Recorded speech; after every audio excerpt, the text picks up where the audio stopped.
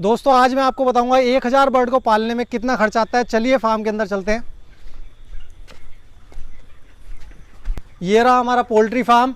1000 bird को पालने के लिए सबसे पहले आपको 30,000 रुपये के चिक्स मंगाने होंगे। उसके बाद आपका 60 बैग फीड लगेगा, जो एक बैग होता है 2300 रुपये का होता है। तो उसमें आपका खर्चा आ जाएगा 1,38,000 रुपये। तो टोटल खर्च जो है चिक्स का, फीड का, मेडिसिन का, सबको मिला करके 1,74,000 रुपये आपका खर्चा आएगा। तो इस तरह से की जाती है पोल्ट्री फार्म में पोल्ट्री फार्मिंग। मैं आपके लिए लगातार वीडियोस लाता रहता हूं, तो चैनल को सब्सक्राइब कर लीजिए हमारे पोल्ट्री